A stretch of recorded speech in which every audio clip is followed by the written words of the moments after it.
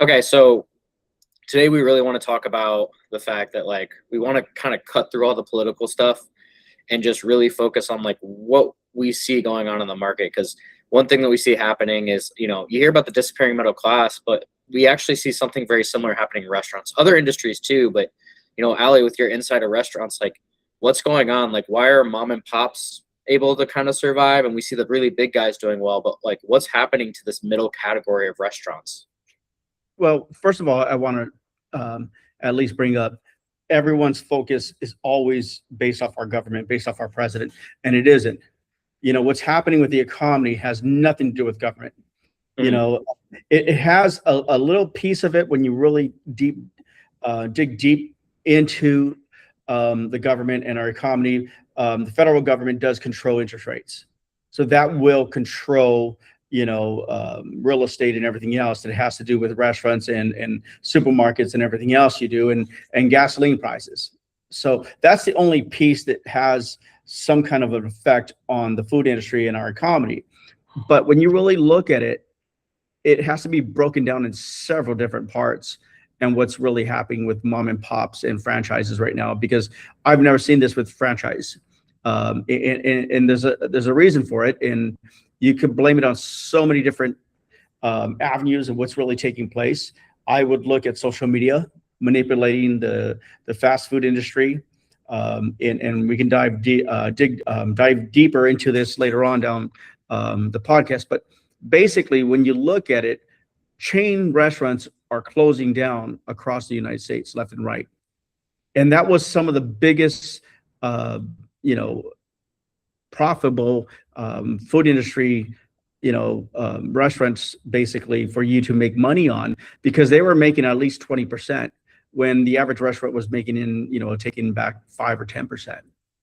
And basically right now it's becoming stale. You can both basically go get a value meal for anywhere from $10 to $15. You're looking at Chipotle hitting you at $13 to $15 for a bowl or a burrito, and people are saying we had enough. And again, the market's changing. People want real food. They're tired of the seed oils. They're tired of this, the food that's fake, and they don't even know what's in it. And they're being told on social media. And this is what's pushing people back. Social media has a big part of it, actually.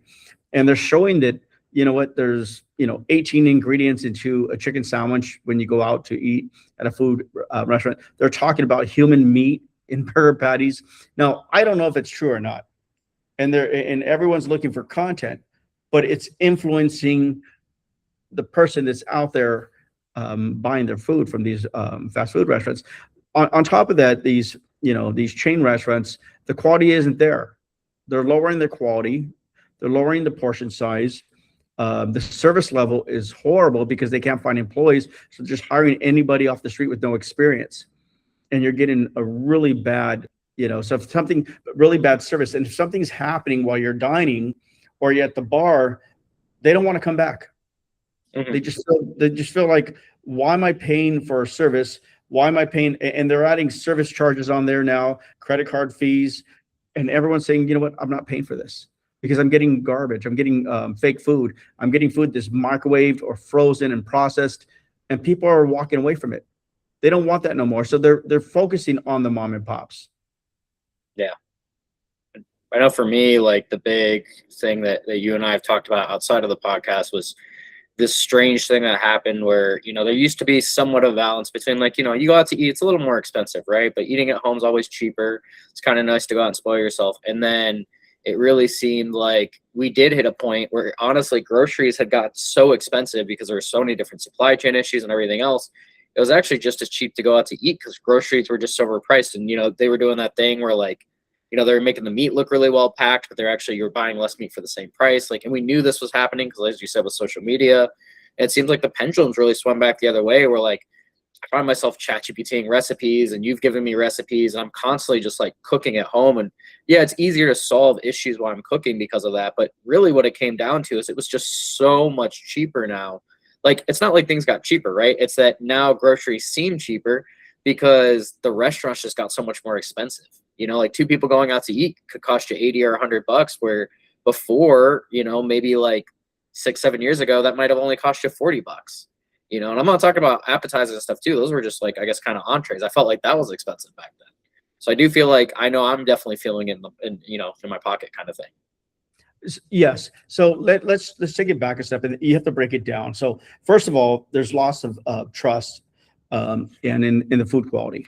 People don't know what to eat, what to buy anymore out there, and they feel like they're being ripped off because again, it comes back to social media. But bottom line, let's break this down. And this has been happening for years, and it just keeps extending. And people think, okay, when is the economy going to get better? When are we going to start saving money? When is the food cost going to go down? When can I start buying groceries that are affordable? It's not going to happen. Everyone's waiting for it. And they're blaming our government again. They're blaming the president. And they really don't have anything to do with it. Each state controls a big part of that. They may not control 100% of it, but a majority of it is controlled by that. Because let me ask you a question. You know, every time you go to a different state, taxes are different. Labor costs are different. And why are labor costs different? Because who regulates the minimum wage? The state does. The governors, the people on the council, everyone regulates that. California is moving up to $30 an hour by 2028 for the Olympics. And hotels are saying, forget this, we're closing down. Or they're going to cut their staff by 50%. So service levels are going to go down. And that's across the United States. Now, some states like New Hampshire may still have the $7 minimum wage on the books, but they can't pay that. They know they still have to pay $23 to $25 to get a great employee. You know, McDonald's is paying, again, $20 to $23 an hour. And everyone thinks it's only $23 an hour. And, you know, we need fair wages for everyone. But they don't understand there's fringe, there's workman's comp, payroll taxes. And it just goes on and on. And people don't understand that $23 an hour can move up to $33 to $40 an hour. And everyone is still saying, you know, it's going to go down. We need a better president. We need a better government. We need this. Wait a minute. It's not going to happen, because once you give that minimum wage at that rate, you're not pulling it down. Workman's comp is going up too. Real estate taxes are going up. You know, you think the people that own that real estate are going to drop the fees because, you know, interest rates are up, you know, and there's a shortage of real estate out there? No, they're going to keep enjoying. This is called a triple net of what people are leasing or buying out there. And, you know, it's not going to go down. And when I look at it, you know, in the past, people, you know, when you looked at I grew up in the 80s, you know, and I worked at McDonald's, I worked at Burger King, where we're getting paid $2.20 an hour. You know, can imagine that, you know, at the end of the day, you're bringing home, you know, a little less than $16 a day. And it was tough. But, you know, when you look at fast food and these chains, they were never meant for the average working person. When I was working it was everyone that was a teenager that was in high school or barely getting out of high school, just looking to make a little bit extra money. Okay, it wasn't for the working class to support their family. It never was meant that way. Now it's changed. It was never meant for people to make $60,000, $80,000 a year, but that's where it's going. If you're hitting $30 an hour working at McDonald's, that's $60,000 a year. And people are saying, pay more. We need people to afford their homes. Well, again, the fast food chains were not made for that. And that's why they're cutting back on labor. That's why everything's getting sloppy and cheaper food. Let's see if I can jump in. I don't think it's just even as simple as like, should someone have that for a job? Because I think there's really two polarizing parts of this conversation. I shouldn't say polarized, but like balancing parts of this, like of a scale in this conversation. It's on the one side, you know, I'm going to share a personal experience of working for a marketing agency. I remember talking to a friend and saying, you know, I was trying to get a raise at the time, and I was really, really frustrated because even though my performance was really good, the agency basically said, we give everybody raises together. They didn't care about my performance. So that really pissed me off. But the other thing that kind of came into my mind is my buddy mentioned, you know, if you're getting paid, I'm just going to say $45,000 a year, you cost them 60, because it's not just, as you said, it's taxes, it's HR. So as everything in the market's gone up, that's gone up too, on the one hand. And I think that's kind of an invisible cost in the sense that like a customer and even an employee don't see that. But on the other side too, I think it's difficult because I I get where it seemed like it was more, well, it was more of a teenage job, but two things. Number one, you look around the world and, you know, there are people that are waiters for a living and stuff like that. Not luxurious, but on the other hand, it just, with everything becoming more expensive, it's kind of hard to catch up. You know what I mean? Because like when we're talking about fast food workers, they really are the people that are on the bottom, and that's why they're going to get them the hardest, right? Like they're the last ones to kind of get pushed through. And not to mention too, the industry is built on like, you know, laws that you can't get away with minimum wage, where like you have waiters and waitresses that don't make minimum wage, they make partial. So it just seems like that's part of the struggles from my mind in the food industry, is that like there's a lot of complexities there where like you do have to think about rent, it's expensive. You do have to think about HR, that's expensive. How do you pay those employees and these other things? And then you're also trying to take advantage of the other laws, and there's tipping and all this other. It seems like it's a bit messier than other industries. And it seems like people also, especially if you're trying to like start a family restaurant, like I know someone that stopped that I think he still runs his SEO company, but like they bought a barbecue company. Sure, they're doing well, but how many times have we talked about people that just want to like get into the restaurant industry and not realize like it's not even about the slim margins, it's a balancing act between all of these expenses that are necessary, plus things like rent. Then you're dealing with employees, and then you also have all this entire other angle of like affordability coming at you. And I don't mean from the customers, I mean like I'm sure every business owner wants to pay everyone a living wage, right? But there's just this imbalance that it's not like, I guess what I'm trying to say, it's not like the food industry can fix it, because every industry is having this problem right now. Well, again, it was never made for you to have, you know, a livable wage. It was again made for the part-time employee that wanted to make extra money, people in high school, people just getting out of school, going to college. It was a part-time thing for the younger generation. But now it's moms and dads and people that want to make, you know, a living working at a fast food joint, or working housekeeping, anything in hospitality. It's changed. And if you remember, so many of these restaurants were tipping cash. Yeah. So they weren't claiming in the old days. When you think 80s and 90s, no one was claiming. In half the 2000s, actually, they were not claiming their tips. So it was actually 100% cash in their pockets. So now the government and the IRS are digging into this so deep, and everyone's paying with credit cards. So, you know, they're getting taxed on that. Yeah. So that's why they're trying to come up with, some states are doing it, some are not, and they refuse to, where we're not taxing tips. We're not taxing gratuity. And it's still not 100% there yet. And if you look at it, there are certain states and, you know, that basically are going to, let's see, how was this working actually? Certain states actually have the minimum wage the same as everyone else does. So if the minimum wage is $15 an hour, the wait staff is still getting 15. If it's 20, they're getting 20. If it's 30, it's 30. There are still certain states like Florida and other places that are saying, okay, you're not going to make the minimum wage that everyone else is. You're still going to make that $2.17. So that's where it's important. So again, it's based off each state, and everyone doesn't understand that. They're saying, well, I'm not making enough money. Well, again, go to your governor, go to the people that make these policies and fix that.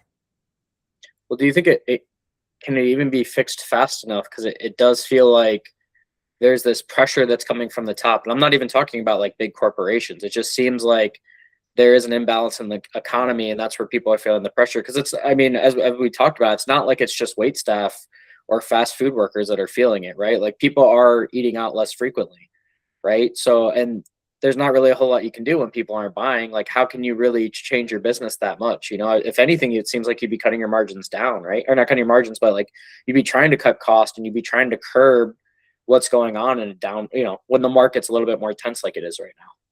Well, are they eating out less? And what's the reason why? Because it seems like if I go outside and buy groceries nowadays, I'm paying $80, and that might be good for 1 or 2 days. When I can go out and eat and get something for 15 or 20 that day, you know. And again, are you balancing it out? What's the importance here? A lot of these chains and everything, they're saying, well, it's the economy, it's the labor. And yes, a big part of it is the labor. Untrained labor, you know, payroll taxes, as I'm going to keep going on that, they can't afford it.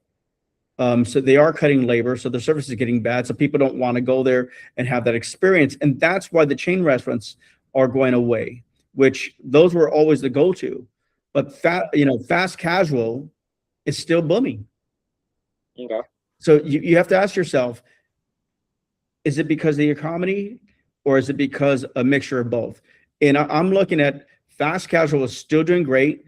Small mom and pop places, taco trucks, places that people can trust where there's fresh food, the service is fast, and there's not microwavable frozen product coming out to you where they feel like they got ripped off after they ate there. And a lot of these restaurants, these chain restaurants, they're adding service charges, cost of living charges. So when people see that, they're saying, wait a minute, I'm paying, 10% tax. I'm paying my gratuity at 25%, and I have to go pay 3 or 4% on a service charge, cost of living. So what am I tipping them for? So if it says cost of living, if I just pay 25%, why am I paying another 3 or 4% for them? It doesn't feel. Because I do think that's where, as a customer, if you look at it strictly as a customer and not thinking about the business or its employees at all, I think that is a massive frustration you have driving home. Is like, you already know, anyone who's worked in the restaurant industry tells you about like the fact that, like, oh, as a waitress, you're a waiter or whatever, you're not making minimum wage. You're relying on tips, and you have nights where people just aren't even tipping and stuff like that. And so, sorry, I was going someplace else with that. I don't know why I got hooked on the tips part. It wasn't really about the tips, but it's just more of the fact. Oh yeah, like I think for me, my beef with the restaurant industry in general, specifically the restaurant industry, is I feel like I'm subsidizing the business in multiple ways, right? Like if I go literally anywhere else, right? Like when I go to a store, I pay a price, I pay the tax. That's it. If I go and I do an experience, let's say I go out like on a fishing charter, I don't know, something simpler, even like a playground type thing, like one of those indoor adventure parks, right? Like you might have to tip somebody, and you do tip them. Actually, even going to get your haircut, right? Maybe you tip the barber, but you don't feel like you're subsidizing the business. And I think that's the bigger thing for me, where I always feel that conflict of like walking away from a restaurant and not having a good experience, and they're like, oh, sorry, we're slow on staff. It's like, yeah, but you guys also get shortcuts that other people don't get. And I think that's where I know part of my frustration comes in, of like where I started going homeless is like when you start to see your bill go up and up and up for 2 people going out to eat, because it's just me and my girlfriend, it's really, really hard to stomach that. So it's like a seafood bowl is a good example. It's like an expensive thing to go get anywhere you go. It's frozen seafood, usually imported, nothing special about it. I can just go to the grocery store, get all that stuff and make it at home. It's easier, tastes cleaner.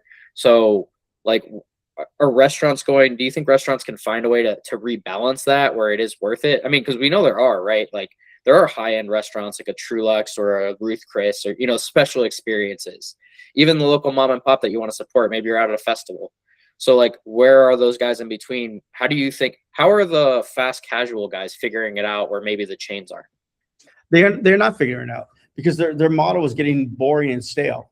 And if anything, if you remember, prime example, Cheesecake Factory, when they opened up, the menu was a mile long. It just kept going on pages and pages.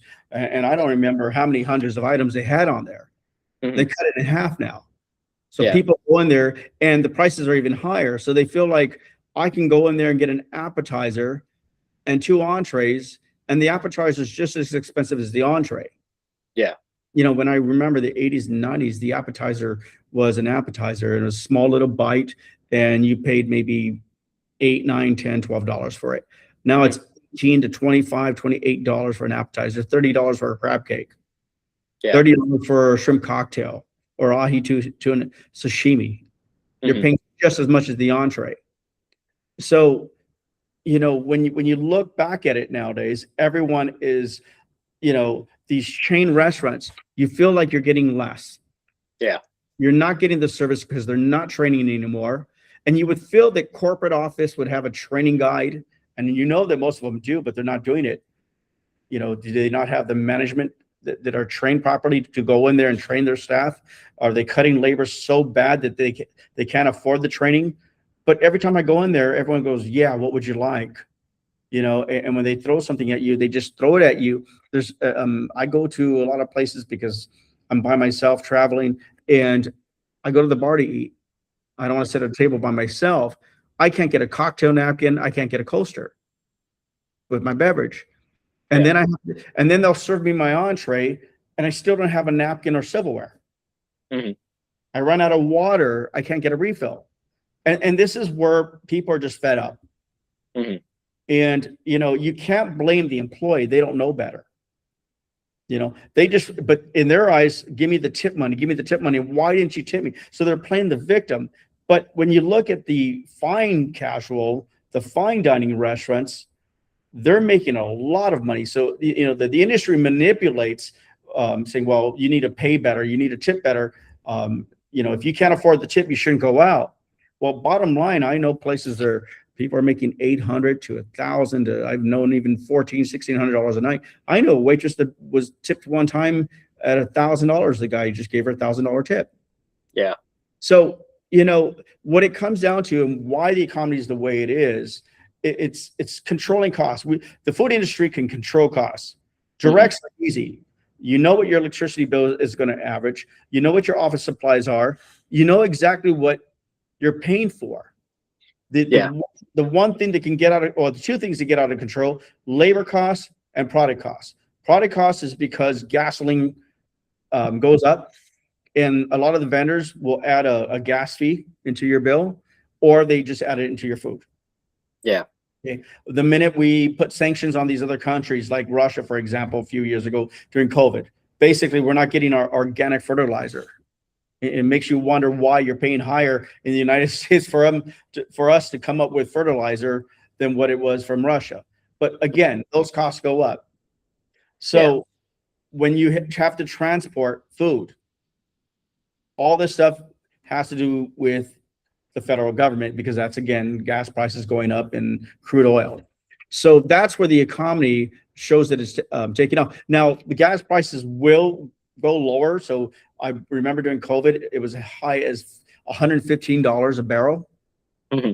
In the last couple of years, it was going down to $70 to $80 a barrel. Right now, we're looking at over 90. And again, it's fluctuating any day. But bottom line, fuel prices basically control what's going on. And you can't just go get your menu and change the prices overnight. You'll lose customers. And you can't just lower them and hire them. But once you hire them, basically they're going to stay there. Labor costs, again, each state controls those labor costs. They control those taxes. The interest rates, government controlled. So if your taxes on your real estate, what you're paying, that controls it. Now, a lot of restaurants, especially the small mom and pop restaurants, the reason why they fail, when you see the New York ones closing, especially during COVID, you'd hear 1,000 restaurants are closing. The small mom and pops are taking it. Well, they didn't control their costs. A lot of them don't even have inventories. That's on them. They don't even have liability insurance because they're trying to save money. So if they get in a lawsuit, then that's what's going to help them close. They do not cost out their menu. They don't know what a pizza costs. They don't know what a piece of chicken breast costs. And again, if there's waste, how much waste are they having every month? Paper costs, another thing that's controlled by petroleum. So you can control your costs if you basically look at your invoice and say, this is costing me X, Y, Z. I'm going to see how much money I'm charging for this entree. I'm going to divide it, and this is my food cost percentage. Yeah. And this is my labor put into it. Labor should be, let's just say, at 28%. Product cost should be, in the old days, you're looking at 25 to 28%. Product cost is going up to 35%, and labor cost is 35 to 40%. So that's 80% right now if you're not doing a great job. And then you have your directs and everything else. So basically, you're making nothing. You're losing every month. And again, the economy does have something to do with it, but you're not controlling your costs. You're not doing anything to fix any of this. You're sitting back and just waiting for it to get better, and it's not going to get better. If you look at it from like a chef, an owner, and a manager perspective, would your advice to them running into these types of issues, would it be more about not just pulling back because of cost, but also looking at it and saying, like, I think back to, like, what is it? Maybe it's John Taffer or Gordon Ramsay, which one of those guys' TV shows where they go in and they say, hey, let's cut the menu down into something where we can just really control the quality and focus on these things. Do you think that's a mistake that a lot of restaurants are making, because especially if you're talking, say, like franchise, right? You're buying something out of the box. You're just using the system. So from the perspective of those higher ups on the business side, do you think where everything's at right now, they should be focused on pulling back and creating that better experience? Because I think that's what we've established, right? Is the guys that are really making money, they have a lot of control over the experience, and people feel like they're getting their money's worth when they go there. Well, you have to look at how you're controlling your costs, so your menu mix. So if you have a menu, and that's why they cut their menus when it comes down to, like I said, Cheesecake Factory a minute ago. Basically, if you have 100 items on there, or 100 ingredients for that matter, if you cut it down to 35, your inventory is smaller, and you're rotating that inventory more, and you can negotiate better prices because you're buying it by the volume. Think of a taco stand. You're selling tacos, burritos, and quesadillas. You're using tortillas. You're either using steak, chicken, on the average, and pork. And what are you topping it with? The same salsas and onions and cilantro. And you might have beans and rice with the little tomato sauce to make the Spanish rice, beans, salt, and pepper. Again, your inventory is very small, and they're rotating it, and they're selling it on the volume. There's not a lot of inventory. It's easy to control those costs versus having a menu with, a variety of, you have shrimp and fish and salmon and, and different other types of shellfish. And then you're going for a pork chop and then some other things with pork. And there's so many different types of meat cuts. So you're going to a ribeye, a prime, New York, and a filet mignon and a hanger steak. So if you don't sell that, it goes in the trash. Somebody doesn't like it, it goes in the trash. You have employees eating it, goes in the trash. There's more waste. And that's losing money. You're not controlling it. Well, part of the reason why I'm asking, though, too, is just because, like, I feel like one aspect from the consumer side, and I don't know if like a manager or an owner thinks about these things, is like you said, like not being able to get a cocktail napkin or a napkin or silverware, like things that kind of interrupt that experience. Like, are those the restaurants that are going away? Like, is there a pattern, do you think, there? And that's where I'm kind of thinking, like, oh, like, are these the guys that are like, we're a sports bar, we have to have these foods, so we have these foods. And it doesn't matter that they're wasting all this stuff because they think they have to have it, rather than saying, you know what, let's just focus on the couple things we're really good at. Because I think that's where food trucks are really successful. Like, most of the food trucks I've seen, they don't go crazy. It's like 4 or 5 things that they have that they're really good at, that they know they're going to run out of, and that they seem, from an outsider perspective, not looking at, like, not knowing much going on the inside, it seems like they're better at, like, kind of managing because they're working with less. Does that make sense? It does. I'm old school, so I look at the level, but the newer generation, they're not so focused on that. Although they want good service, but they don't know what fine dining is and what serving from the right or left is. I mean, when you really look at it, it comes down to productivity also. So it's not just, it's your labor costs. So the more menu items you have, the more labor you have to produce. And, so that's a big part of it. So you're not getting, again, it's not the person that's not giving you the cocktail napkin or afraid of giving your silverware. So they'll go back and say, oh, I'm sorry, here's your silverware. But when the kitchen's backed up and it takes 1 hour to get your entree and you had to leave in 30 or 45 minutes, that's what's taking it away, because the kitchen cannot produce that menu anymore. And they're unqualified. So it's not just the production of not having the employees that are trained, it's being able to produce that entree and the quality of it and the consistency of it, because you have turnover, and the turnover with all this, which people don't understand, it's, labor. Basically, if I'm paying one employee $23 an hour, and that's a good living wage for them in the industry as a basic line cook or prep cook, then the next restaurant is short people and they need 3 or 4 cooks. So they're going to say, listen, I'm going to pay you $25 an hour. So they're going to go over there for $2 more. What they're doing is they're hopping restaurants and chains. I was in New Hampshire and some other places in the Northeast and back East and now in the Midwest. And guess what? Happening all the time. Chipotle in New Hampshire was never open. They were open, but they weren't. So basically you had to go online, order your burrito or your bowl, and then go pick it up. Mhm. They would not open their doors. You would see Burger King close 2 or 3 hours early and open late because they didn't have any labor. And this is the problem. And everyone's blaming the economy again. They're blaming the president. They're blaming the government. But the problem is, if we can't get employees, if we can't train them, and they're playing these games because we're short-handed employees across the U.S., guess what's happening? And let's take it a little further. It's not so much anymore because of the ICE issue, but when you look at it, Home Depot used to pay the person that was standing on the side of the road looking for work every day $10 an hour. And again, they're not paying taxes. They just take their cash every day. They got cash every day, and they went about their day, and they didn't care. $10 was great. Then it went to 15. And then you would tell them 10. They said, no, I want 15. Then it went to 20. And you could talk them down and say, hey, listen, how about 15? They said, no, I'm taking, now they're negotiating with you, when before they would just take any job at $10.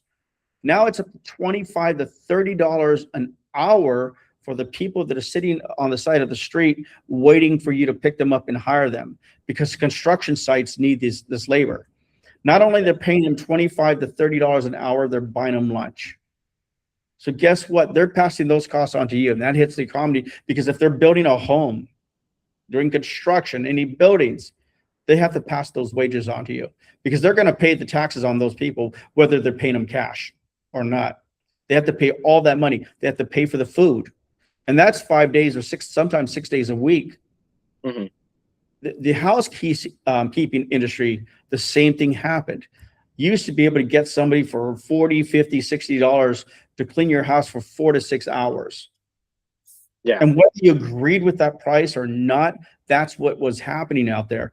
Now these housekeepers want $160 for 2 to 3 hours. And none of them are paying taxes. They don't have to pay Social Security or any of that stuff. And you have to look at, there's so many broken pieces in our industry, in the hospitality industry. And that's what's affecting the economy. But do you think it happened because the industry was letting a lot of those things happen? Like, I've heard stories of construction, so I don't want to make accusations, but I will say, like, it is an open secret that, people were getting paid under the table a lot of times. And, maybe there was some stuff on the books, maybe sometimes there wasn't. And I bring that up to say, like, I think that is a general feeling you see with things like all sorts of trade jobs. And it really seems to be these skilled, we'll call them skilled labor jobs, right? Because one of my questions for you too is, like, is there a lack of skilled labor, right? And I mean, even in the restaurant industry, because, like I shared a video the other day of Reed the Fishmonger, right? Like, that's the first time in a while I've seen anyone even call themselves a fishmonger.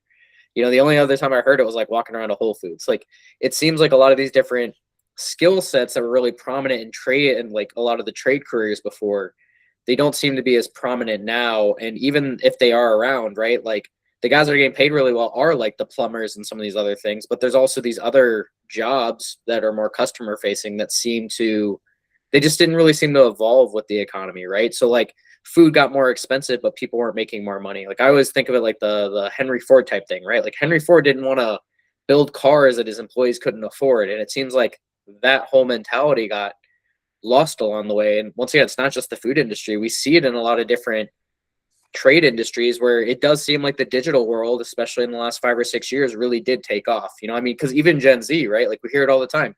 Gen Z is going out there and they're becoming gurus with 6 months experience, which is crazy, because what do you know with 6 months experience, right?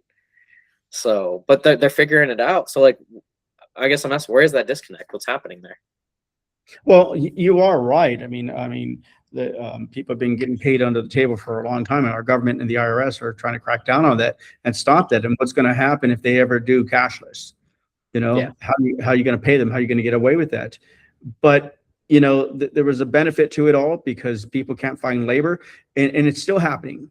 I work in a different part of the industry now, where I was building restaurants and coffee bars, and I was working with some major companies, major corporate IT companies and corporations, and they would hire one of the biggest construction companies in the United States. And those construction companies were shorthanded. So they were outsourced their plumbing, they were outsourced their electrical. So down the line, when we first opened, within a month, the plumbing in the kitchen started falling apart.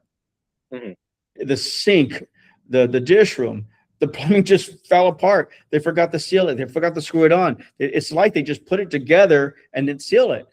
In fact, they had it so bad, and this was a multi-billion-dollar project. This is one of the biggest IT companies out there. I'm not gonna name them, but the gym that they built and the restrooms inside the building, the pipes started falling apart, and it's already inside the walls, right?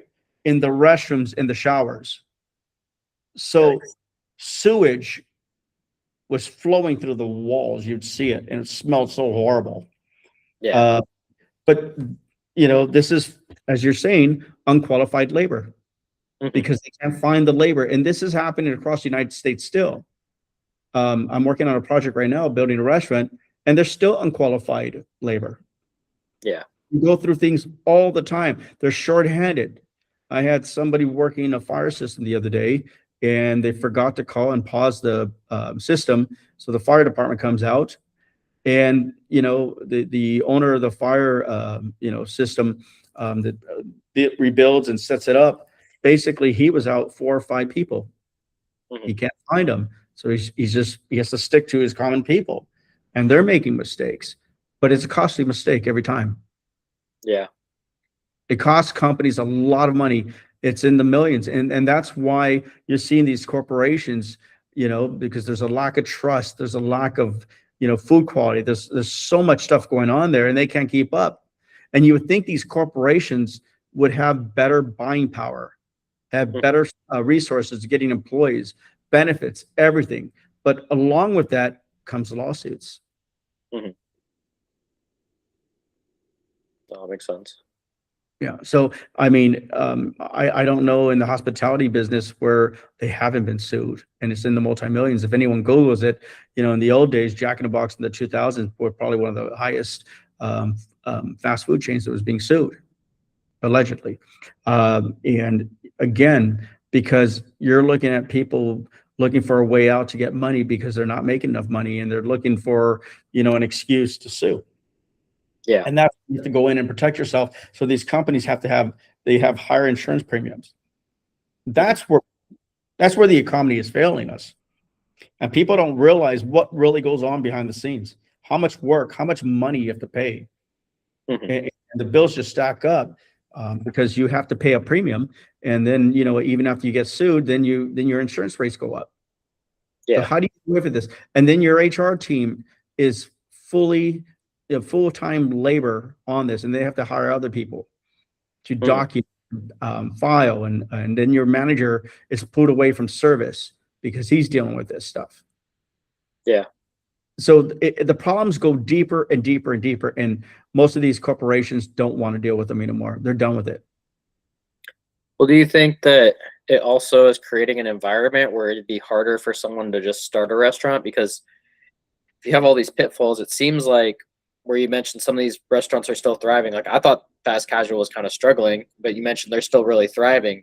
Do you think that they're able to do that because they can offset those costs? It's kind of like I've heard stories about Walmart moves into an area, right? And the reality is that their size allows them to not only offer lower prices, but I don't want to get into pay because that's with Walmart kind of iffy, right? But let's just say, like, they're able to actually be competitive on payments and stuff, like, because they're so big, so they can kind of withstand, say, things like a lawsuit, right? Like, they get sued is totally fine, but if it's the ice cream shop down the street that's the guy's like got a loan out on this equipment, especially this day and age, has a loan on all his equipment, if he gets sued, he literally has to shut the business down. Like, do you think there's that kind of imbalance? Sorry, good. It's a hit or miss, because there is the exception to the rule. And let me tell you something. These small mom and pop companies, or not even a company, restaurants or businesses that just have one, they get away with murder. They don't have liability insurance. They have no insurance. They have no 401k plan. They have no health care. Okay. And they go around, and there's a lot of sexual harassment in these places. They say things that are wrong. They don't pay everyone. So, prime example, if you quit your job, you give them a 2-week notice, and at the end of your 2 weeks, they probably said, I'll give you your check next week. It's against the law. They should be fined. They Yeah. don't give them their breaks. So a lot of these people are working 8 hours. They don't get their breaks. They don't get the 30-minute breaks. I'm around town here in Chicago, and I go to these pubs and restaurants, and the bartender is there, let's just say at 9 or 10 o'clock in the morning, and they're leaving at 6. They didn't take a break all day. And I watched them eating food at the counter at the bar. And of course, they're taking shots all day and they're drinking on the job. But again, no one's held accountable. Now, the big corporations are held accountable because people are smart. They know that they have big pockets, that they can go in there and sue them, and there will be class action lawsuits. The lawyer will take it in a second like that and sue them. The small mom and pops, they're like, who am I going to go after? The guy has no money. He'll file bankruptcy. I'm not going to get anything out of him. No lawyer is going to help me go and fight a small mom and pop that has no money, that's barely making it. What are you going to get out of them? Nothing. That's why you have to watch for these scammers out there that are on Craigslist that rotate their jobs every so often because they know they can do it. And when they go into these big corporations, these big giant restaurant chains and everything else, they basically say to, okay, I'm bringing my sister, I'm bringing my wife, I'm bringing my cousin, I'm bringing my friends, so that if one gets in trouble, the rest of them get in trouble. And then there's a bigger lawsuit. You have to think a lot smarter when you're running a business, because it's not about running the business anymore. It's about HR. And that's where you have documents and you make sure you follow the rules. You make sure you give everyone their breaks, because this adds on to the economy. This is what hurts us. This is why you see the restaurants closing, or higher costs, higher insurance premiums. This may seem like a story that may not have anything to do with it, but it has everything to do with it, because we're a sue-happy country now. We're all the victims. No one's going in there to have a serious job and have a serious wage. They're looking for excuses to sue, to move, to manipulate you, to go to the next job and make more money. It's musical chairs out there just for a salary. Would you say the two most important things for a restaurant, it really comes down to having things like your HR and your paperwork down, and then food costs, because that seems to set the tone for everything else, right? And if it's not those things, like, where do you see a lot of restaurant owners going wrong? Because I think if we look at the general, what we would call really big businesses, right? Like those top 10%, like businesses that are just ginormous, then there's everybody else, which is the bottom 90%. Where is that bottom 90% most often going wrong? Like, we've talked about food waste and stuff, but if they prioritize things like HR, and if they prioritize things like food cost, does that help set the tone of, like, if someone's struggling right now, would that set a tone of correction, like moving forward with if they are struggling, or just in the direction that the economy's been going? And when I say direction of the economy, I mean, like, smaller businesses are going to have a tougher time when bigger businesses are doing so well. You know what I mean? Because, like, there's advantages in their cost and a lot of the leverage that they have. Yes. But if you remember the old school days with Houston restaurants and different other places, you empowered your employees, you trained them, you gave them the tools. Now, and you always look for solutions to the problem. Nowadays, employees will come up to you and complain. You'll say, okay, yeah, I'll handle it. And the managers aren't even trained, or they're playing favorites. They're not even running a balanced, equal, team, which nowadays they're just saying, okay, I'm going to have my favorite. He's going to be able to do whatever he wants. She does whatever she wants, and forget the rest of you. And they're not dividing the tips up evenly. If they're dividing the tips up evenly, or they give a waiter or waitress the better sections, well, the other ones, well, you know what, I don't like you, so you can go over there. And the employees feel it. So this is a part of the problem. This is a part that affects the economy, because you have that turnover. Then you have those lawsuits. But so when I go into an operation, before I even think about the menu, before I even think about, the product costs and everything else, I'm thinking about my HR. I'm thinking about training. I'm thinking about production sheets. I'm thinking about making sure I have, employee, job descriptions. So everyone is on an equal page. So everyone feels like they're empowered and they're all equal. That will stop half the stuff. That would lower your costs down, lower turnover costs, so you can actually run a decent business.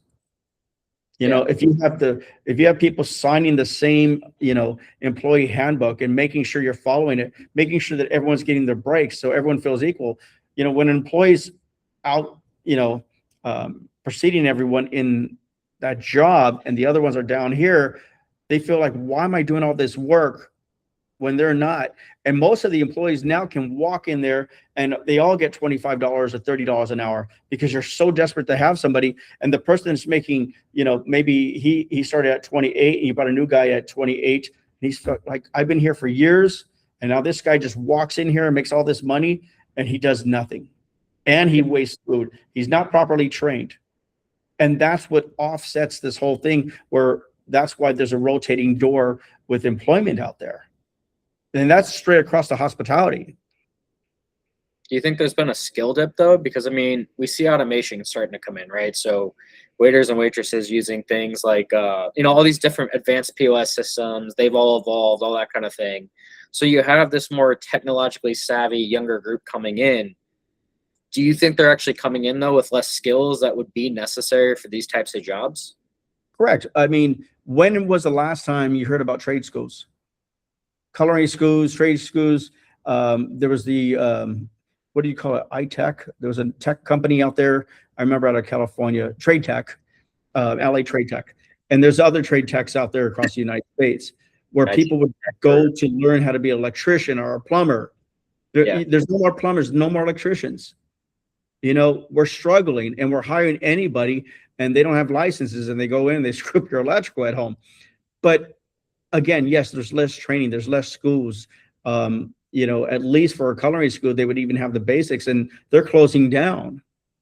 So there's less training because they feel like, why am I going to go to trade school when I can still walk in and make $25, $30 an hour, doing nothing and standing there? Listen, if I could stand there at McDonald's and throw a hamburger in a microwave, because you're not even cooking them in a way, throw an egg McMuffin in the steamer, whatever they do with them nowadays, because they're not cooking them from scratch.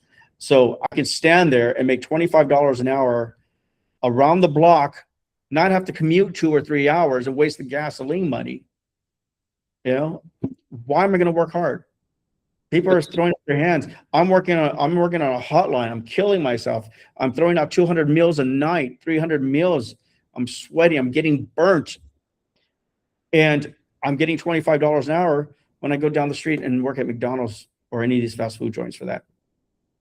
But do you think it's something that's temporary? I mean, we do hear stories about like where the younger generation, specifically Gen Z, like, yeah, there's content creators, but you also have kids that kind of gave up on what the millennials were kind of taught. And this is me being a millennial saying my perspective on it. It's all about go to college first. When you go to college, you get a good job. And there's definitely been a consensus that like, okay, it didn't always lead to a good job. And I'm talking about like right out of college. I didn't get a job making even $40,000 a year. I made less than half that, at my first job. And I say that to say that like now you have kids that are realizing exactly what you said. If I go to trade school, I can become an electrician or a plumber, work in an apprenticeship for a couple of years, and then I'm jumping right off, jumping the gun right off, making way, way more than any of these other jobs. So do you think, because I've heard, and this is me just going off what I've heard, that these trade skills are coming back, like, do you think this is a temporary dip in the restaurant industry?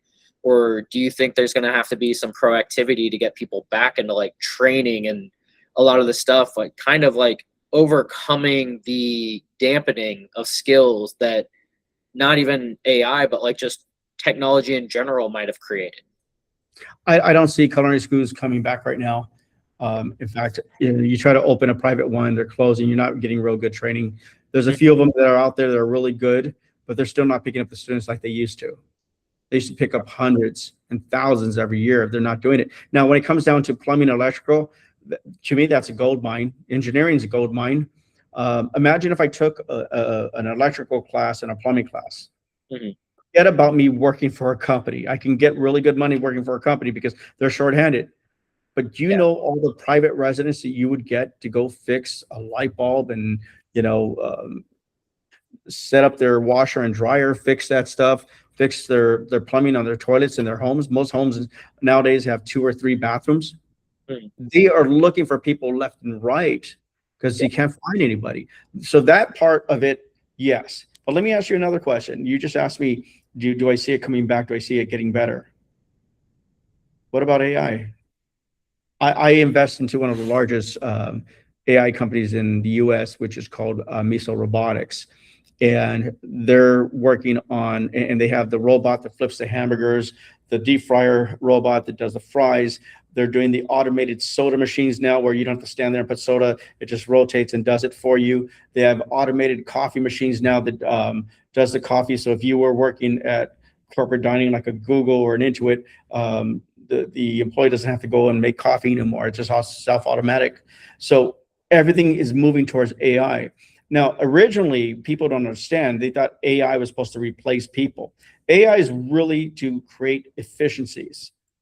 Yeah. But now with the loss of labor, everyone's like, I'm going to lose my job. I'm going to lose my job.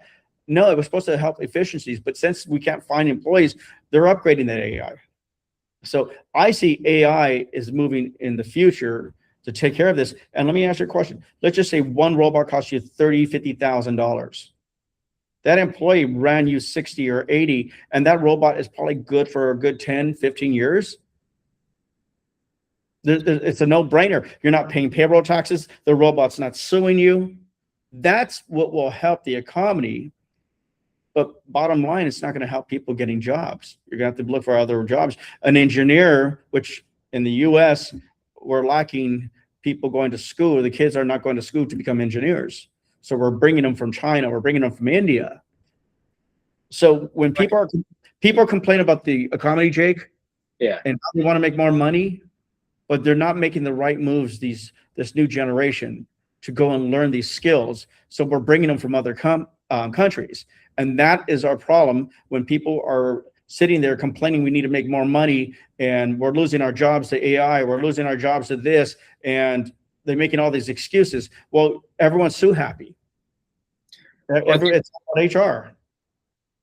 I think a big part of that, though, is the perception seems to have a big false start on the reality. And you know, we've talked about this with AI stuff. I think part of the problem is like, I heard the head of Linux actually put it best the other day. He goes, I think AI is 90% marketing. He goes, it is amazing the stuff we've accomplished, but the marketing makes it seem so much farther than it is. Like, it's so much like the Jetsons, or even like what they thought for like Back to the Future. You know, it's like, oh man, in 2020 we're gonna have these like these shoes that can buckle themselves and you can go on the skateboard, or I mean even flying cars and everything being made of chrome. Like, I think that's the part that is unfortunate with the American economy, is that's the way money's being treated. Like, my favorite example was Theranos.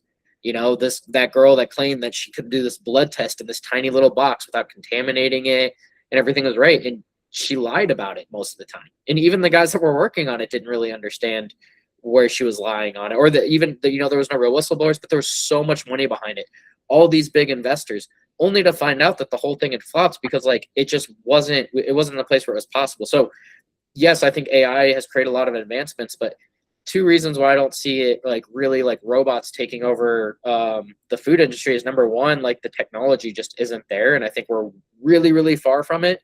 I'm not saying like everything that we're using it for already isn't already great, like the automations behind it, even being able to take orders and stuff. That stuff's all really cool. I mean, you can have a robot serve you stuff. You know, there's some of those different Asian restaurants that have that.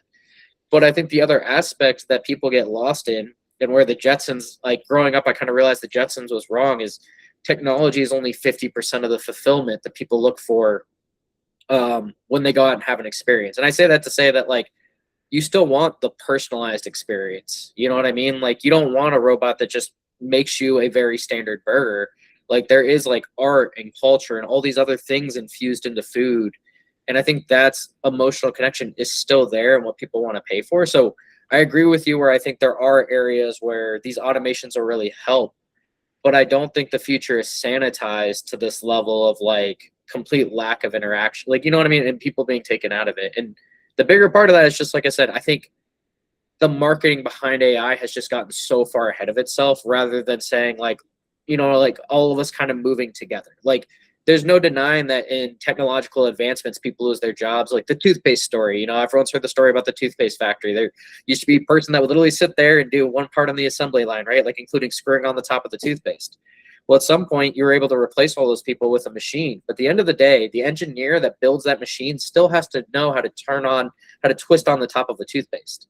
You know what I mean? Like, same thing will happen with restaurants. Someone still has to understand everything that you know that's super valuable. They still have to understand service, cooking, the workflow behind the front and the back of the house, and more importantly, the ownership stuff. Because the other thing I'll criticize most American businesses with, we all struggle with this. Why business is hard, but I think I've seen a lot of salespeople try to like start a company and they just don't have the things to understand how it works. I'm not saying they don't figure it out, but I think that's where a lot of them fail. So for me, that's where AI kind of has those shortcomings, is like, if you don't have someone like you with the understanding of it, integrating it, you don't know where to put the technology in the right places to make you more efficient, but also improve the experience of your customers so they will pay more. I think that's where people don't understand where we're at. And I think we're a lot farther in AI than people understand. When I go to the big grocery vendors like Cisco or US Foods, their whole system is automated. There's no longer people driving with these hand trucks anymore, pulling things off the shelves. Yeah. It's a robot now. So these warehouses is all automated. They cut their staff by 50%. Why do you think that, what is it? Amazon, I think they cut 3,000 jobs recently. So we're there. They just haven't pushed it out yet. People don't know how to get it going yet. But yes, they're going to have the Taco Bells, and they already started it, and they're going to go to McDonald's too, where you go to the drive-through, and right now we're already going to these, the iPad screens. You might have one cashier, if anything, or the cashier is basically like the manager putting things in the bags, and they'll come and help you if you need to. They're all moving to it. Shake Shack is doing it. So when you go in there, you don't get somebody to wait on you anymore, to help you out, bring you up. And if they all go cashless, there's no more cashiers. The drive-thrus are going to be through a robot machine, and you're going to pick up your food. I mean, all this stuff is there. It's ready to go, and you're going to see it by 2030 expanding a lot more. When I went to the food shows out here in Chicago and a few other states recently, a lot of it was based off AI. I didn't see them selling the pots and pans like they normally do. They show these combi ovens. They show all these ovens and machineries that do it all by itself. They have these self-automated pizza machines now where it makes a pizza and hands it to you. So they're going to be doing the French fries, where you can go to a vending machine, get French fries, vending machine, get pizza. All of it is coming. It's going to the Dodger Stadium, White Castle, Jack in the Box, Chipotle, and one of the biggest investors into, prime example, Miso Robotics is NVIDIA, and they're investing into other IT chip companies. They're all getting in bed with these major corporations because it is the future. It will get there, and it's going to get there a lot faster than what we think, because they're looking for solutions. But I think the problem that poses is two things, and it's really the bigger one, is the fact that it's great that all those advancements are there, but at some point you're not making money because people don't have the jobs to get the money to spend it on. And that's where the whole Henry Ford ideology, I think, starts to kick in, where it's like, you can keep building all these cars, but if there's no customers to buy the cars, what's the point of building the cars? And I say that because I think the Primogen, who's a big time coder, he used to work for Netflix. He was pointing out when he was a kid, he thought like, oh my God, RAM with Moore's law, right? Moore's law means everything doubles. So like, RAM's going to double every single year. I'm going to have the super mega computer. And he's like, it kind of got to a point where they had advanced so far ahead with computers, but no one was going to buy it. It didn't even matter if they could build it. The reality is people just didn't need it, so they weren't buying it. They weren't spending all this extra money. They're still buying the older computers. So I think it was like Microsoft at the time. Microsoft's like, well, like, what's the point of all this advancement if there's no money in it? So they pulled everything back and focused on what people were willing to buy. And I think that's kind of the disconnect. And you're right, because what's going to happen, there's a butterfly effect that's going to happen, and you're going to have people on welfare, more homeless.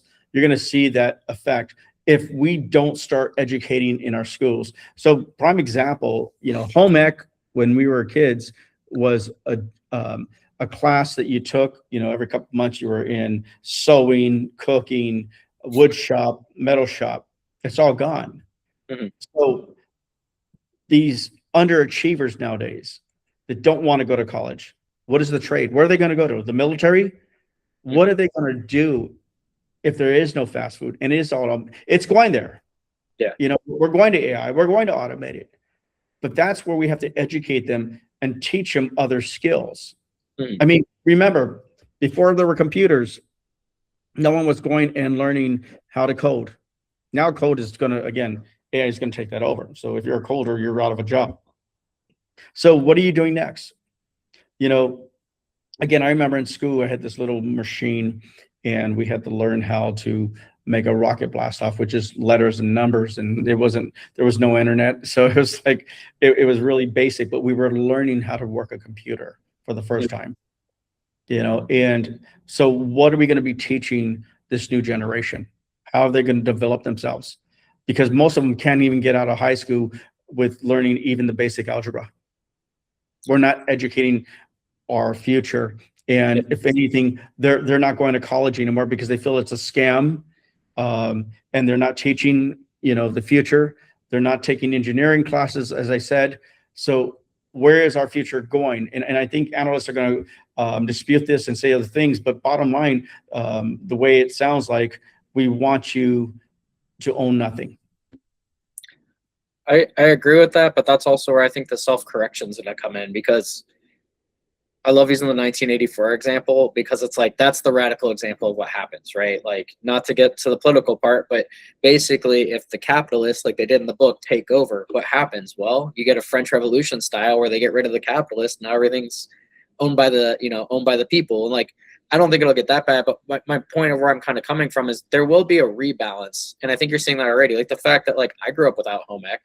I grew up without learning anything about cars or anything. Like I didn't learn any of that stuff in school. And it wasn't just because I went to private school for part of my time. Like even in public school, I wasn't really getting the kind of education that sets you up for life. Like I was being educated, I learned things, but I didn't learn like life skills like what you're talking about. And I think that's where you're starting to see things kind of come back to. And I think that's why I always felt like it's kind of cool to see trade jobs resurfacing, because I think that's what you see is kind of coming back. Like, it's not going to be, kids aren't going to be able to work on cars, right? Because cars are basically computers now. But there is this aspect, like you see homesteading starting to take off, quality of food, all this other stuff. And that's where I think it does start to rebalance in this kind of hybrid economy. Like the way I think about it is it's very much like the spectrum keeps expanding. And I say that because even when you're talking about vendors and supply chains, the real issue there is that more people are getting their hands in the pot, right? Like I remember I had friends who were fresh out of college, like they're going in and they're selling POS systems and stuff like that, because, they make money off every single transaction. Like, why would you do it? As long as you keep them happy with the machine, the money just rolls in. That's all you have to do. And I think that's where it'll start to kind of change. Because in the digital world, what we're seeing is people are just building their own stuff now, whether they're capable of it or not. That's why I do think, like coding is still important. Like I'm still learning to code in vanilla JavaScript and PHP all the time, because I do think those skills are useful, because I see my role with AI as more managerial. You know what I mean? It's like, in order for me to be able to do that, I do have to know how it works. Otherwise, I'm just relying on something that I don't fully understand. And I think that's kind of the cool part, where it'll push us up to be more advanced. But, at the end of the day, like certain chef skills are still going to be valuable. Certain artisanal things will still carry a lot of value. But I guess to your point, like a data input wouldn't be, right? Like the guy that's sitting there putting information in the data cells, like that technology has also existed already for the past 15 years. Like automation was big when I first got in the industry. So I got in the industry for marketing in 2013. Like we saw drip campaigns coming in and all this other kind of stuff. But I think with AI, you're starting to see those pieces kind of come together. So I guess what I'm saying is I think you're going to see a rewind back to, let's go back to some of these foundational skills because they're important, but integrating a lot of this advanced stuff to elevate that. So we're spending more time on high value skills. Well, I seem to think that capitalism isn't going to come back, and many people say there is capitalism still out there. Every time I turn around, there's another small mom and pop closing down, and you still see your Home Depots and your Walmarts, and they're in the major cities all over the place. Every time you turn around, you can't get away from it. During COVID, everyone else was shut down except for these major corporations.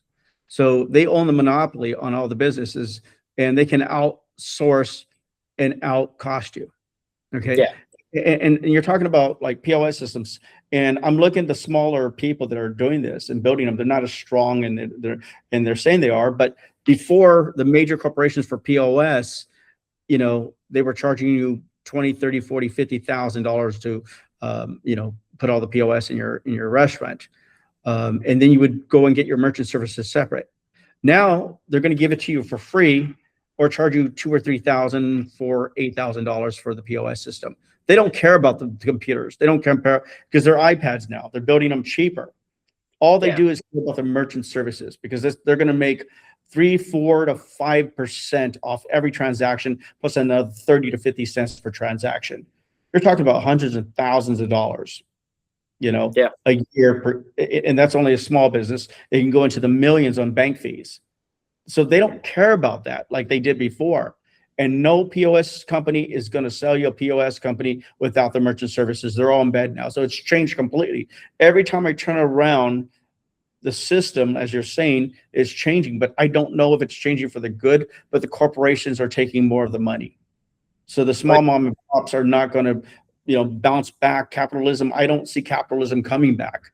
If you try, it's going to be the right part. Now, being an influencer, opening a taco truck is not capitalism because it's not going to last you forever. That's just, to me, a part-time job that can be hit or miss. And if the government if the city wants to come down and say, listen, we can't allow you to do this anymore. You don't have health code regulations. This is against this. They can shut all those food trucks down anytime they want. They just have to pass a law. Let's see. I mean, I guess when you look at history, it's not that this hasn't actually happened before. I know it happened a little differently, but at the end of the 1800s, like, wasn't that when Standard Oil was really big? And then you kind of saw this, like, them trying to break up the monopolies in the early 1900s. And I bring that up because, one of the big criticisms of Peter Thiel, that's not a secret. And when it comes to people like Elon Musk and these other guys, is it's true that these big technology guys, not just AI, any technology baron or whatever you want to call them, like, they do believe that they should have a monopoly on the market. And what's kind of funny is maybe AI is that thing that gives us access back, but I do think there is a breaking point, right? At some point, and I say this because I saw a video from 2015 called Pitchfork Economics, and it stuck with me so much because the guy goes, look, I'm part of the rich class. Like, I have I can't remember what kind of jet. I think it was literally like a G6 or something like that, like one of those big fancy jets and stuff like that. And he goes, but here's the reality. When wages start to separate at a level where the wealthy are so far up here and everybody else is so far about down here, at some point they're going to, the phrase now is eat the rich. At some point they're going to fix that balance. And that's why, like, I don't think that America will get to a violent state of doing that, but I do think that that's where you'll start to see some of these swings coming in. So I don't know what's going to happen with the larger companies, but I do think there is an element of capitalism. But where you're right is, like, it depends on what you're doing, right? Like, if you start an AI company, you are just a barnacle on a really big cruise ship. You know what I mean? Like, you're just on the bottom of meta or whatever.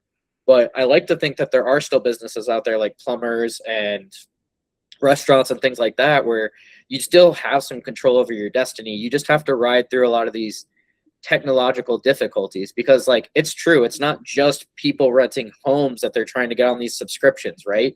Like, just getting people to rent. Like, that's exactly what they're doing with those. I say that because my favorite one is, I'm going to say their name, so hopefully this will be okay. But Fair Harbor is a perfect example of that. It's because they are a merchant service. They're a merchant service company first. So if you've ever booked a kayaking trip or a fishing trip or anything, you probably used Fair Harbor. The reason why people love Fair Harbor is because the websites are free. A lot of different things are free. Well, the reason why they're free is because I remember we did a quote for one guy where we looked at it, we're like, oh yeah, it'll be like $6,000 for your website. And he's like, oh, that's way too much. Fair Harbor gave him the website for free. And the reason why is because they made $15,000 off him in the first month, or maybe it might've been less. But the point was, in the first month, they made way more than what the website cost. And that's why people love merchant services, because you're charging, especially when you're charging per transaction, it's so far higher. And I think that's where businesses are going to be struggling for a while, is like, all this stuff is still really new. The internet's still pretty immature.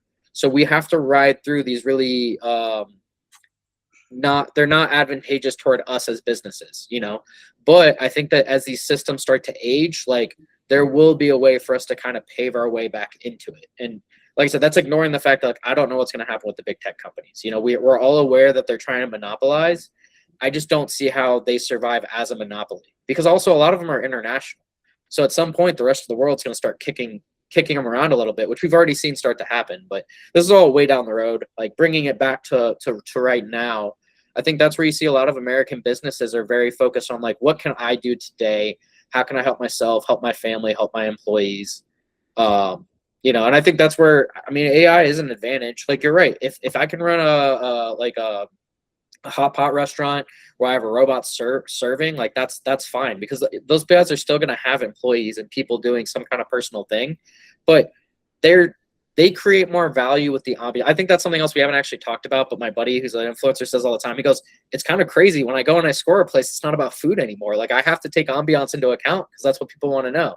Well, I think having your job is more like customer service, like interacting with customers, like the missing manager element, that maybe that becomes the thing that drives the value, because you don't need someone running you food. You just want to make sure you have someone there that's going to make you feel comfortable and happy, and they're very hospitable. Well, when you think about it, there's a lot of innovators out there with great ideas, great products. Yeah. They may not have the marketing behind it, but I know people out there that created beverages, all kinds of beverages, energy drinks that are not poisonous to you, that are all natural. They have flavored waters, flavored beverages, flavored style sodas, you know, such as Poppy. So when Poppy came out again, that was capitalism. The guy, you know, when it's Snapple, the lady that invented Snapple. So all these beverages, Monster, Red Bull, they were always individual entrepreneurs that had a great idea, created this product, and guess what happens? The big corporation comes in and buys them and sucks them out. Why? Because they can't mass produce and distribute.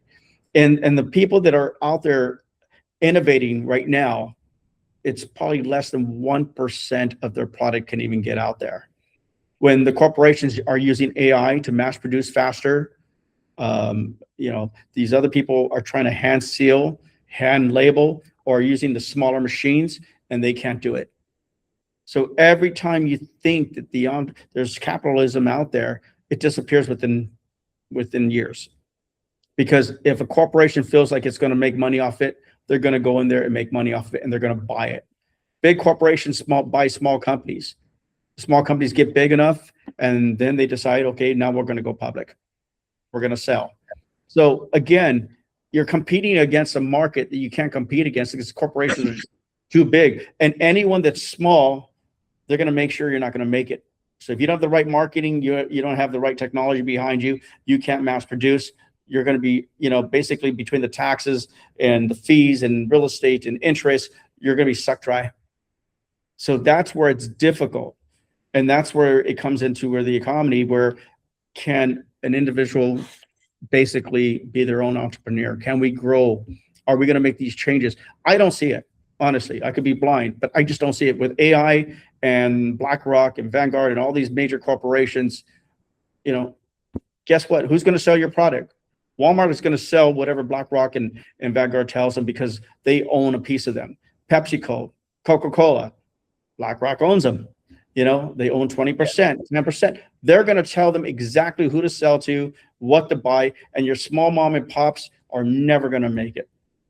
Let's see, this is where I think we'll bounce back to the point where I think regulation will step up, and this is why. We live in an age, the age of, we'll call it the age of portfolio companies. You know what I mean? Like, I saw on Instagram the other day, so take it with a grain of salt, but showing all these healthy brands that everyone's talking about, and they're escaping, you know, Pepsi and Nestle and stuff. It's like, no. Like, to your point, they bought all these companies out. Like, Monster's been bought out. Like, think of Honest something has all been, like, think of any greenwash. I don't even want to say greenwash because they are legitimately good brands. And what's funny is they don't even want to change anything. They have like the Mongol mindset, you know, like, we're going to take over everything, but just keep doing what you're doing. As long as you pay your taxes, we don't care. And that's kind of what it seems like is happening with these companies. To your point, when you get big enough, you're right. They're going to buy you out because you're just a portfolio to them. You know, they just want to make sure you stay profitable. I'm not saying there aren't people that don't go out and squeeze it out, but from what we're seeing, that's, you know they need to keep some of these brands to kind of to capture different parts of the market. And there's another thing I was going to say about that too, though, in the age of portfolio markets. I guess what I was trying to say too is that, like, at some point, I think it will rebalance. No, I forgot it already. There's another point if it comes back to me, but well, maybe this might help you. Remember Odwalla and Naked Juice? When they're independent, they were independently owned, and everyone just, it was wild. You couldn't find anybody in the street that did not have a Naked Juice or not Odwalla. because it was carrot juice, it was protein drinks, it was green drinks. And then Pepsi came and bought Naked, and then somebody else bought Odwalla, I forget who it did. And they were still doing really great. And then all these stats started coming in that there's all these unhealthy chemicals in it, and it just died. What happened to it? It just disappeared. Now, did somebody want to crush the company on purpose and release that? Was it true? Because I knew that a lot of these beverages couldn't last more than a week. So obviously you would have chemicals in it to stabilize them. So did these big corporations think that they would get ahead of it and go and make them last longer so they can last 2 weeks, a month? I don't know. I have to do more research on that to find out. But you remember, I don't see anyone carrying it anymore. I don't see them, no one walking in the streets with it. But back then there was a phase. Yeah. But I think maybe that's the other part, is you do see these phases coming through, and that's how the big portfolio companies keep up. You know what I mean? Because what I was thinking about is, and this is me kind of inserting my, we'll call it my economic opinion of it, is something happened somewhere along the line. I guess we could probably guess around the 80s, where businesses got in this mindset of maximizing their bottom line. You know what I mean? That's all it is. And I think, I don't know if we've talked about it in the podcast, but I know we've talked about it personally, where it's like, there's a fiduciary responsibility for them to drive that profit margin. And when you're doing it at all cost and you're ignoring everything around it, it's non-sustainable. And so it gets to the point where the snake just eats its tail, you know, and just starts burning out faster and faster. Margins get smaller and smaller.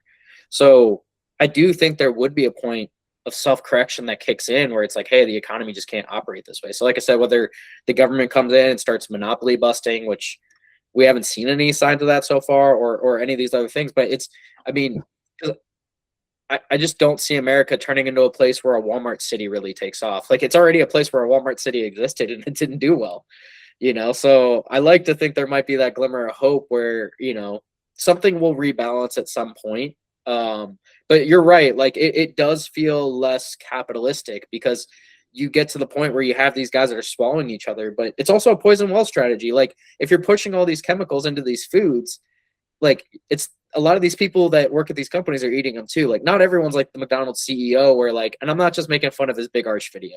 I mean, he came out and said he would never let his kids touch McDonald's. Like, that kind of goes to show you, what do you do when everything is the same quality of McDonald's? Like, what are you going to eat? You know, because it's not a food first company. It's a business. It's a real estate. It's a real estate company and a business. They don't care about the food. You know, the franchise owner cares about the food because he wants to sell more and he wants to make more money. That's what it comes down to. But what's really going on, because as we're getting close to the end of this, we're running out of time, but we're heading to a different era. That era with those chain restaurants and everything, it was based off higher value, lower costs, predictable customers. Okay. That's where we were. And that world no longer exists. So like you're talking, and what you were saying a while ago, is that we're changing. But where's the change going to? People are being have more self-awareness of what they want to put into their bodies. We're becoming so obese. Over 55% of the Americans are obese in one way or another. Diabetes, you know, all these problems that they have, more autism. I mean, all these diseases that are coming up, people are dying of cancer more and more. So if you look at all the stats, what's going on? We have to change our lifestyle. This evolves around the economy completely, because again, people are paying for more medications, more hospital visits. You know, they can't, you know, they need something to stay alive because they're so unhealthy. More alcohol, more everything, more poison into your body. So our focus now is looking at better, healthier, fresher food, because where everything we eat is poison. Seed oils, you know, the farming of it, the eggs, the beef, the chicken, we can't get away from this. And this all ties into our economy, how we live, how we pay for it, how we raise the food, how we grow it. Well, do you think there'd be a delay that would probably happen, though? What I mean by that is, if people stopped buying McDonald's because they want to take care of their health, because there are two predictions that I've heard, speculations that I've heard, that would kind of change the entire economy. And actually, here, let's start with a really good example. I was watching Jon Stewart way back when he was on Apple TV doing his thing, and he's talking to an oil exec, and he's talking to them like, why aren't you guys working on renewable energy? And he's like, we are. Like, we do invest in renewable energy. He goes, but you guys still do so much stuff with oil. And he's like, because we don't have anything that replaces oil. He goes, if everybody was willing to buy an electric car and we could afford to build all the electric cars and the infrastructure can handle electric cars, he goes, don't you think we'd be building electric cars? It's a good business decision. And I think that maybe that'll be the turn with the big foods, like, yeah, that's great that you're trying to maximize your profit by putting all this crap in, but what do you do when everyone either starts homesteading or they just leave the country? Because that was one of the speculations, is younger people, when they have to worry about things like healthcare and food, they start to reconsider where they're living. Like, well, if I can go into another country, like, I'm gonna use Italy as an example because everyone knows Italy has all this high quality food, water, whatever. But like, anyone that's been to a bunch of these other countries knows that, like, if you're there for a month, you're gonna lose weight and you're eating crap. Like, when I was in Italy in particular, I'll use my example for Italy. I was eating prosciutto, I was drinking Coke. And by the way, their Coke has like 50% less sugar. I was doing everything that I should not have allegedly have been doing, but I was also walking a lot, doing all the things. So I think what it would probably take, and I do think they'd make those changes, is that if Americans' buying habits actually change. I know they say vote with your dollar, and that's easy to say. And there are a lot of other elements. But until people really feel like their back is against the wall, and until people, like I said, if there was like a en masse movement of homesteading, I would guess that like Nestle would start selling like, what are like those Bonnie plants or whatever at I don't know if that makes sense, but that's, I guess, what I'm trying to say. They'll move in the direction the money's going. It makes sense, but in a sense, it is not going to, because, this all started in the Nixon era. Okay. He wanted to make food more affordable. That's Yeah. where processing came. And it just grew and grew and grew. And these corporations are saying, how can we do this for cheaper?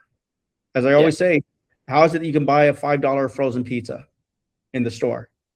Yeah. Because the store is probably buying it for $2.50 and selling it and raising it up $2.50. So, the marketing, the water, the manufacturer, the labor. So you're making a pizza to sell to a supermarket for $2.50. You're making that pizza for 25, 50 cents. So what are you eating?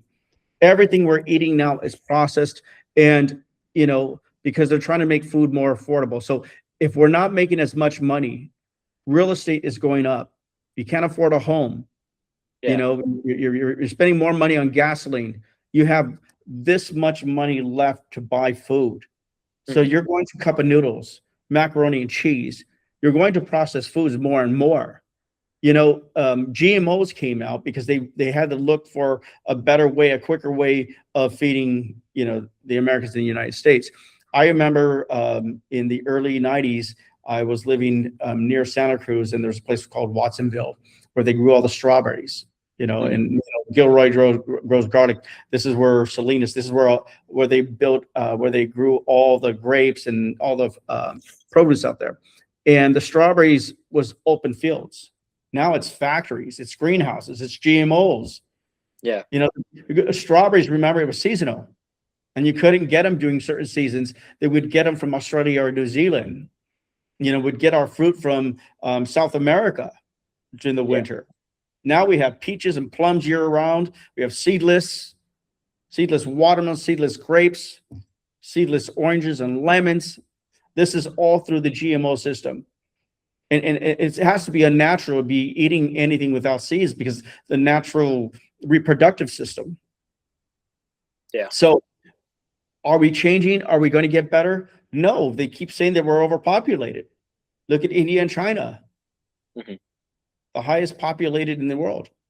So again, how are you going to keep feeding this world as we're growing bigger and bigger and bigger? Yeah. And that's where I don't see the change. I don't see it getting better. And again, these corporations are greedy. They don't care if you live or die. They're giving you more and more drugs. I mean, look at Pfizer and all of them reproducing more drugs. People are going to the doctors more cancer. All this stuff is accumulating, getting bigger and bigger and bigger. And these corporations, okay, how can we make bigger profits? When everyone is paying more taxes, can't afford a home, can't afford their cars, can barely find a job these days. There are more homeless than ever. Yeah. And we have more Americans incarcerated than any other country. So you tell me where the system is getting better. The economy is getting worse. Wow. And that creates more violence, more homelessness, and more problems. Yeah. And there's less economic growth, which I believe. Yeah. I think we're leaving people with a lot to chew on right there. So as you said, I know this is kind of a longer one, so we'll go ahead and let everybody go and chew on what we talked about today. And yeah, we're looking forward to the next episode.